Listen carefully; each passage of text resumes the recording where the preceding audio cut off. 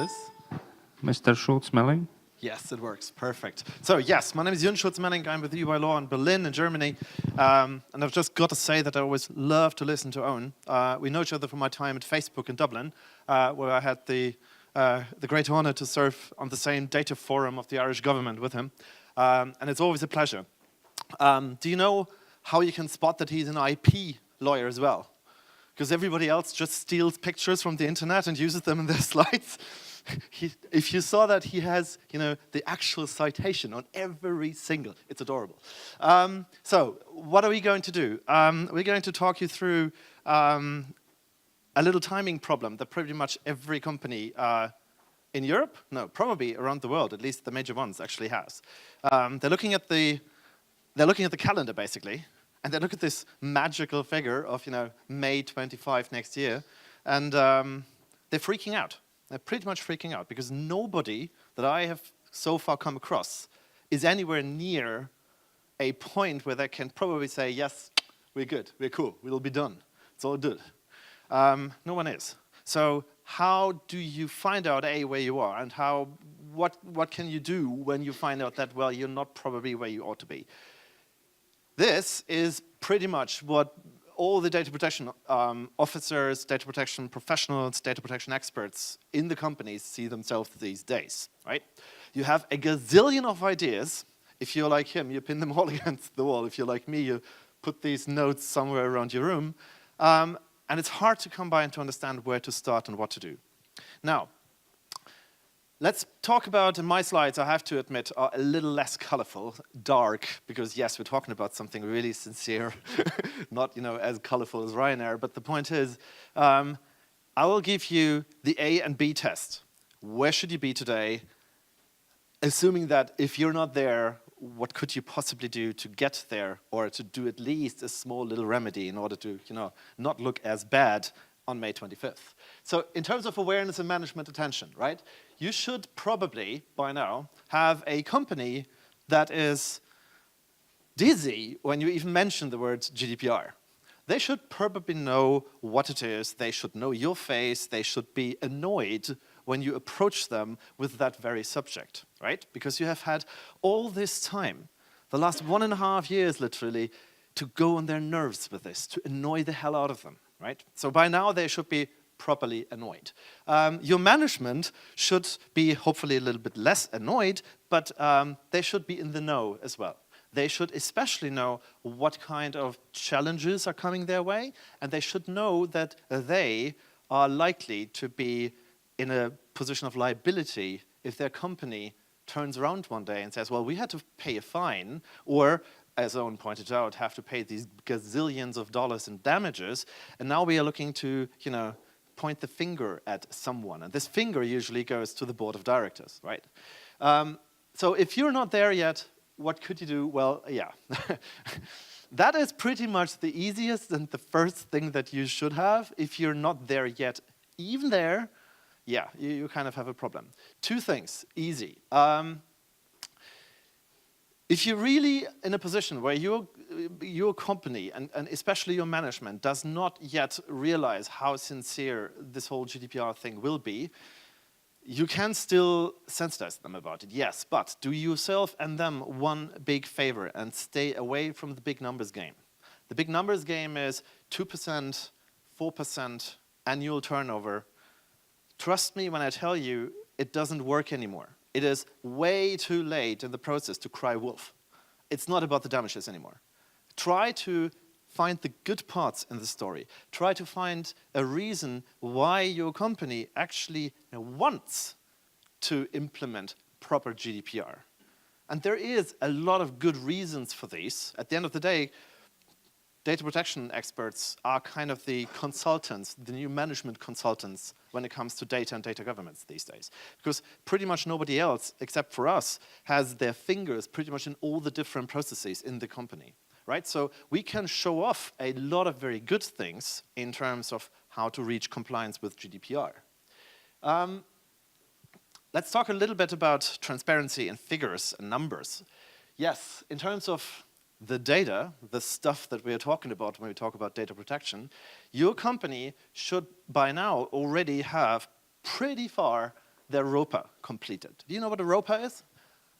This is where it starts. The ROPA is the Registry of Operation. Hi.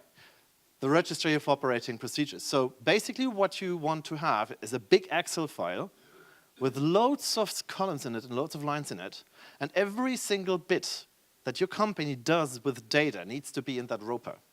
For certain of these processings, for the high-risk processings, you need to go even further, and you actually need to have a data protection impact assessment. And yes, by now, you should probably know which of these processings that you have are high risk, and yes, you should have a very good idea by now how you're going to do all these things in terms of, for example, risk management. You should also probably have a data retention schedule and an information security schedule done and ready, because you know what? This is not news. Hardly anything in the GDPR is actually news, right? We're talking about many things that have been around since 1977. So many of the regulators that we talk to these days regularly tell me that no, they don't see any further opportunity to give any more slack. If a company comes up summer next year and says, oh, there was just not enough time to get it all done, they will not find that amusing, and they will actually find those companies just because they tried to BS them. That's the original tone of one of the major German regulators when I talked to him about these things. So if you are not yet there, do you know what Pareto principle means? It's the old 80-20. So you don't want to be caught with your pants down, is another way to say it. You do want to have a ROPA. That might not necessarily be 150% perfect, right? 80% is just about good. You don't want to be caught without anything. You want to be caught with something that is, that you can optimize. You can always optimize everything, right? And you smile nicely at the regulator, say, well, you know what? We thought we had it all covered, but now that you talk about it in the way that you present it, you're probably right. There could be, yeah, we're going to amend ours, and we're going to make it nicer, and we're going to come back to you in 2 weeks' time when we have everything covered, right? 80-20, not 20-80, like some people are actually doing these days. The other thing, your lead authority in your country will probably have or think about having some kind of guidance when it comes to how these ROPAs should look like. Good idea, probably go on their website and check so that you don't copy and paste something from another jurisdiction that at the end of the day won't matter in yours. Happens all the time these days. Last thing, make sure that you have the right procedures in place for those awful data breaches that, of course, never happen to anybody. But if they happen, though, which is very unlikely, but if they happen, you only have those 72 hours to react. And actually, forget that. You don't have 72 hours to react. You have to have reacted within 72 hours. And that, as we all know, is a daring small time frame to get anything done in terms of finding out what happened, in terms of understanding technologically wise what happened, and to actually come up with any kind of countermeasures. 72 hours is like no time at all. Lawful basis. Yeah, here come the lawyers. By now, you should be very aware what your medium and high risk processings are, because you already have your ROPA in place, right? And the ROPA should have those red lines in it that say, high risk, attention, look at me. I am the one. I'm the one that actually gets you into trouble. Yes, and you should probably have gone through these things with your lawyers by now, and you should know whether you base it on consent or whether you base it on, anything else that you can base it on. But the point is, this table is going to move when I sit on it. That's not good. You should by now know how to legitimize what you do. Why, by the way? Well, because you have to. The point is, in data protection, things are a little bit, the other way around. Usually, everything is allowed that is not explicitly forbidden by law. Right? In data protection, law is just the other way around. It is forbidden to work with data unless you have either a consent or a law that allows you. So what does that mean? That means in practical terms, you as a company, you have to be able to defend yourself why you are actually processing pieces of data of anybody. It's not them having to show you that you're doing something wrong, it's the other way around. Your company has to always be able to show that you're doing everything right. And that's difficult sometimes. Parental consent. if your services target minors, A, look at Article 8 of the GDPR. B, look at your local laws, your national laws. Find out what they consider to be minor, whether it's actually 16 or 13 or anything in between. Because yes, GDPR leaves a lot of room for member states to come up with their own ideas, which is fantastic, brilliant, at least for lawyers like me who work on a European level. If you're in a company, you are kind of in a need to get external support to understand what you have to do. But that doesn't matter. You should do it, because parental consent is one of those things that if you did not collect it properly, you do not have consent at all. And that means you are illegitimately processing personal data, not of anybody, of children. And guess what? Regulators, they don't screw around with these kind of things. Don't think that you get any slack cut by your regulator when you misuse, from their point of view, when you misuse children's data. They will cut you in pieces. Rightfully so, I think, as a father. So if you're not there yet quite, so look at your risk scenarios and find out those processes that you consider being high risk. And take your lawyers, take the resources that you have, take the money and throw it at those first. Yes, by now, ignore a little bit the others. Pick those high, well, usually they are high maintenance as well, but I mean high risk scenarios. Pick them. If you work with specific data, for example, like health data and these kind of things, pull out these processes first, because they are your most high risk process that you can possibly have. Get your lawyers to work on these, make sure that these are legit, and then you turn around and do the rest. If you have to, there are several ways to actually, claim some kind of healing for your very rotten situation. One is, well, be creative and find out where a legitimate interest for your company might actually be. In my personal experience, that allowance by legitimate interest is vastly misused and underused by companies these days.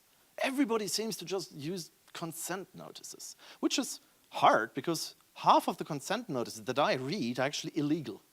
They're just formally incorrect, and therefore they don't even exist for a lawyer, right? Still, many companies think that consent is the only way to do. No, there are things that you can use alternatively, and you should go out and check these, because they are way less, complicated to set up afterwards than consent. If you need consent from your people, from your user base, then get creative. Offer them something, send them something. Get any reason why they should actually give you consent, at least as of now. Because they will probably not, they cannot give you consent legally for anything that has already passed. So yes, you're in the doghouse already. You're probably in a position where you can get fined. At least try to start off a new life, a better life as of now, and get your head out of the sling. Let's look at communications. Oh yes, the regulation is fantastic. Everything that you communicate to anybody pretty much has to be transparent, very clear, easy to access, etc., etc. If you are in that position, please do yourself the favor and check your website, your privacy policies, the language that you put out into the open first. Yes, you do need to have the same level of communication, of good communication to your employees and your staff too. But honestly, the attack vector is the outside world. It's those, how Owen said, it's, for example, those, magnificent associations for consumer protection. Do you know that they make a living out of screwing you over? They do, and that's okay, because after all, they are protecting consumers, and that's fine for all of us, as we are all consumers. But rest assured that they will go through your websites, they will go through your texts, and if they don't like what they are going to see there, they will pick up the opportunity and drag you to hell and back. So you want, obviously, to have all this checked, which you probably have by now, because again, you had 1.5 years to go through text, which is not that difficult, and you should probably also have a balanced framework of your internal policies, which are as clearly worded and drafted as anything else, of course, right? You should have a code of conduct that says something about privacy. You should have a group privacy policy. You should have individualized policies for different things, like for example, for information security.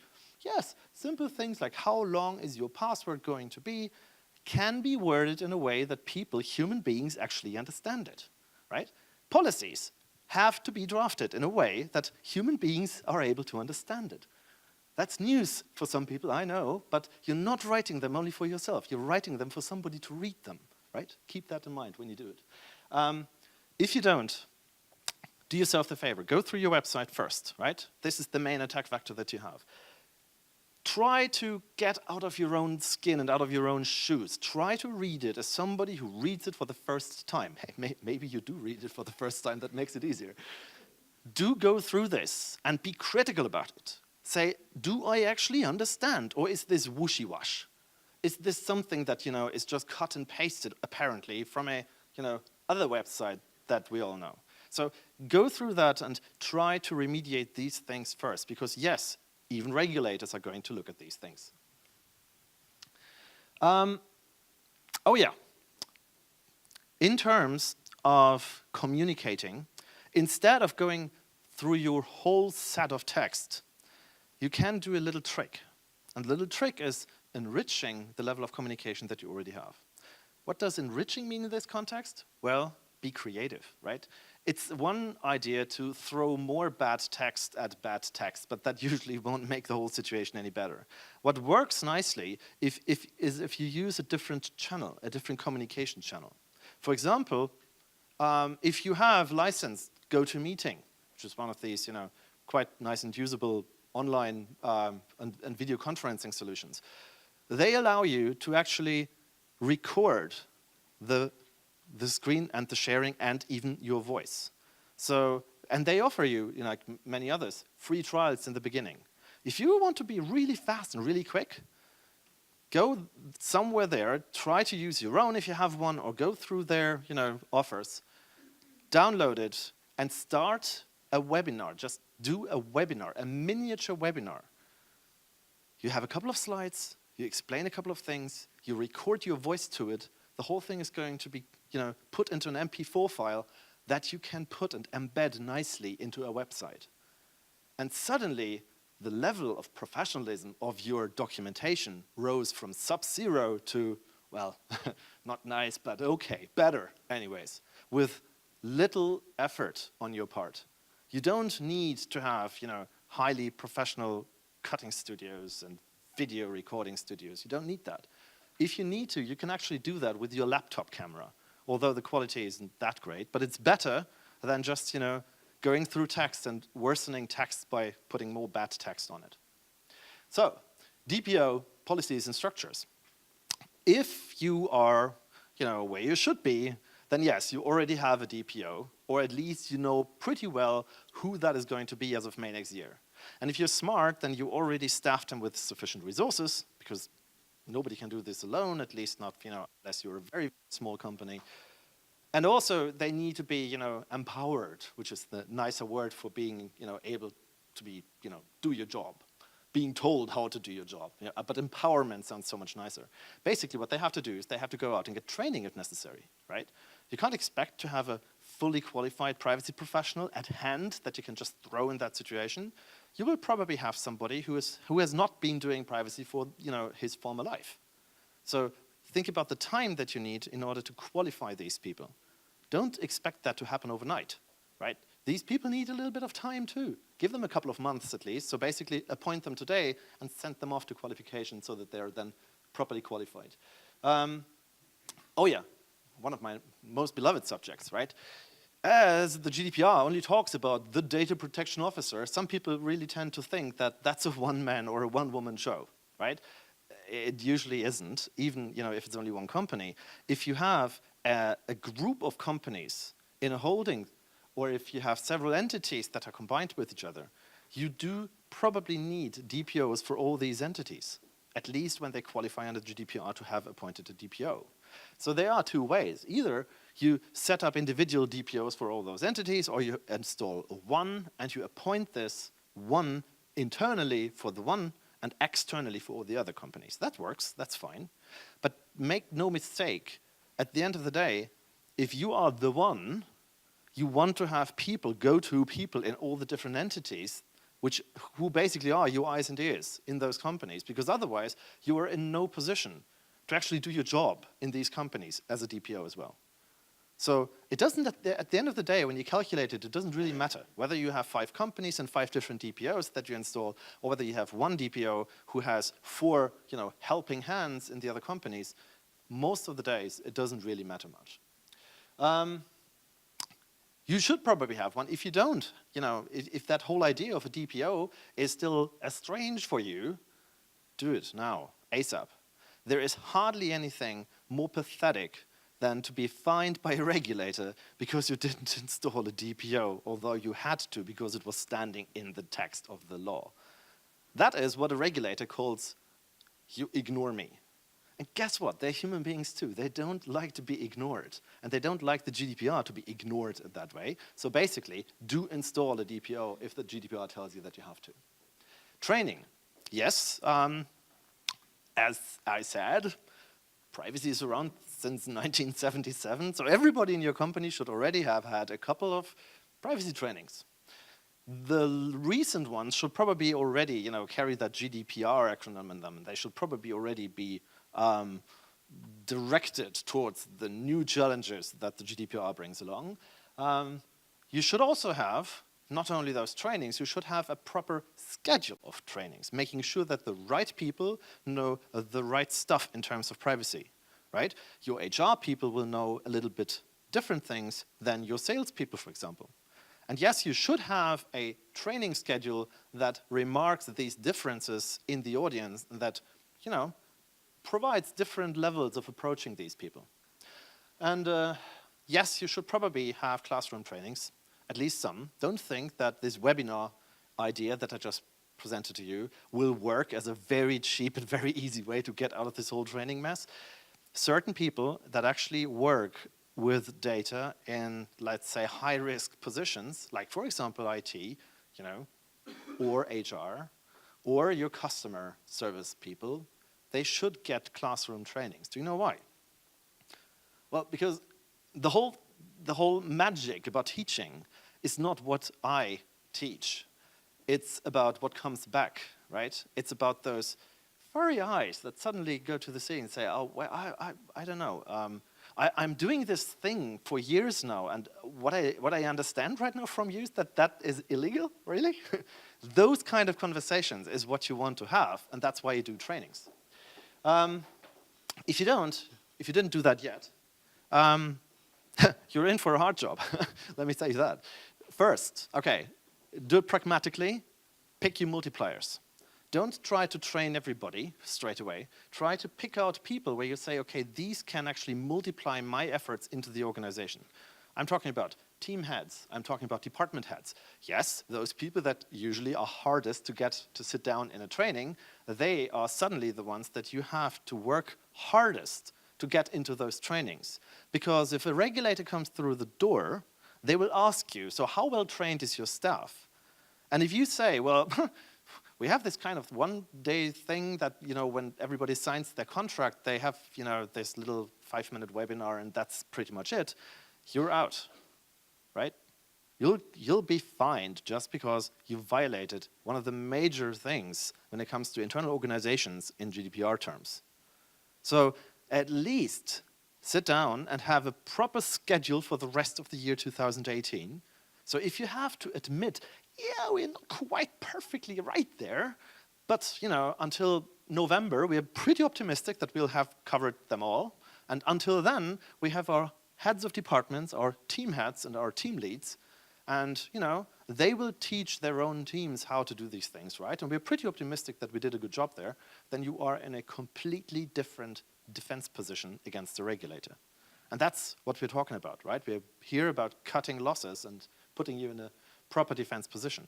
What works nicely, actually, because I know that if you come up with a completely new training, that always takes a little bit extra effort. What you can try to get done is piggybacking on already existing trainings. Most of the times, it's easier for you to just add a couple of slides, for example, to an information security awareness training, than to go through your ranks in your company and set up a whole new training for privacy. That's not ideal, but it will get the job done at least until May. And then again, if you can say, well, here we go for the rest of the year, you should be okay. Okay? It's not great, but it's better than not having anything. So think about where you have trainings coming up, be it maybe in compliance even, right? If there's an anti-money laundering training coming up in compliance, maybe that's a good idea to actually just add a couple of slides, you know. By the way, we're talking about money laundering, and at the end of the whole thing, you say, but by the way, there's something like privacy coming up, and GDPR is important too. Maybe your compliance colleagues are nice enough to let you in on it and let you piggyback on their trainings. So, data transfers. Oh yeah. Are you aware of the fact that every single data transfer out of the EU puts you in hell's first circle? And if you don't have a proper alignment, a proper contract in place, you're going down those circles pretty quickly. Because the one thing is, if you take data and throw it out of your level of, let's say, responsibility or your area of, where you can actually do something about it, General Data Protection Regulation says this is bad. And regulators will look at you and say, well, show me what you did in order to secure fundamental rights of the individuals concerned. So at the least what you want to have is a proper contract on place that actually regulates all these things. If you don't, well, you're in for a hard ride, right? Go through your ROPA again, pick out those high-risk scenarios, check those for, oh, do we actually have a processor? Do we do it all ourselves, or do we have a third party? Attention, even within your group of companies, if your group has like an IT affiliate somewhere, that affiliate is a third party for you. So if you do that, if you have a processor, do you have an agreement in place that covers data protection issues? And yes, and if you leave the European Union, there's, thanks to Max Schrems that Owen already mentioned, sadly, and that I've run into, in my former position a couple of times, it's not that easy anymore to actually send data to the US or pretty much anywhere else in the world, right? The Privacy Shield, the successor of Safe Harbor, is kind of under constant attack these days again and again and again. And now we just learned the other weeks that even the model clauses are currently being investigated. And, well, it depends on who you talk to, but last week I sat down with Max and I talked to him about it, and he says, well, he's not going to do it himself, but if anybody is willing to give him like a year of his lifetime and a couple of thousands of euros, he sees no problem whatsoever to bring down the model clauses just the way he did with Safe Harbor. Yeah, that was the moment when this kind of eerie, weary moment when the whole room goes completely quiet. And you should realize that you said something extremely eerie right now. Max doesn't usually, he just keeps talking then. So last thing, individual rights of your employees. Yes, as under applicable laws already, as of May, individuals will still have a gazillion of rights that you, as the data controller, will have to ensure. So if you are aware of all these, fine. Then you have all the processes in place that you need in order to get it done. You have all the little, contact forms in your intranet and in your extranet, in your internet sites. You have it all covered and all done. You have people who understand that customers need to be taken care of when they approach the company with something, with privacy. Not the old days where, there was this little info at email address that went into nothing, and that if you actually sent an email there saying, I'm really unhappy that you sent all my data to the US, which might not be true, right? But this is how the world works, right? People have ideas, and they approach you with these weird ideas sometimes, and you have to act on it. You have to do it professionally, and you have to make sure that they understand that you take them seriously. Because guess what happens if they feel not taken seriously by you? It takes exactly 2 lines of email to an email address at your regulators that is easy enough to find out and figure out on the internet, because it's basically plastered all over the internet. and they just need 2 lines of text to get the regulator into your building. And believe me, you do not want that unnecessarily. So if you have processes that work on the basis of consent, and if after May you get a consent withdrawal notice from an individual, and you're stupid enough, excuse me, to still send out those newsletters, yes, you'll be ripped to pieces by regulators, and rightfully so. So get those processes up, get them running, and make sure that they work. I know that this was kind of a rough ride, and intentionally so, because I guess you still have a chance to get things halfway straightway, but unless you really start acting now, you don't. You really have to take things into your hands. You really have to become creative, pragmatic, practical, and get those things done and have a good contingency plan for if things go south. And we really, really hope for you that that won't happen. Thank you for your attention.